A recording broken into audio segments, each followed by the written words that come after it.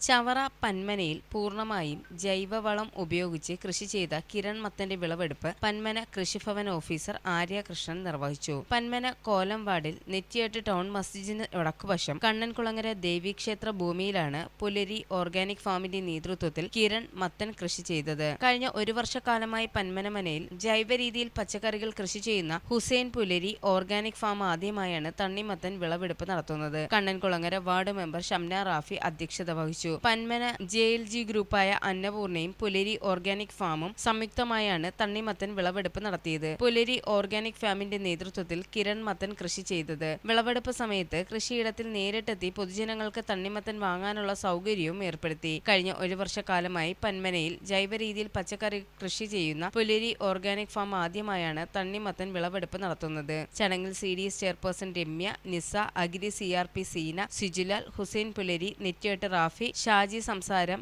നസി, നിച്ചി തുടങ്ങിയവർ പങ്കെടുത്തു. തണ്ണിമത്തൻ ആവശ്യമുള്ളവർ ഇവിടെ സമീപിച്ചാൽ കൃഷിയിടത്തിൽ നേരിട്ടെത്തി വാങ്ങാവുന്നതാണ്. News bureau, Kollam.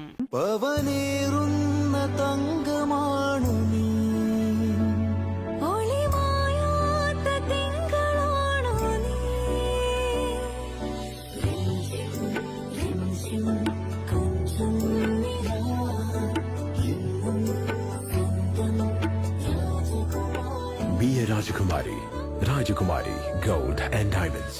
The trust of Travancore. Rajakumari.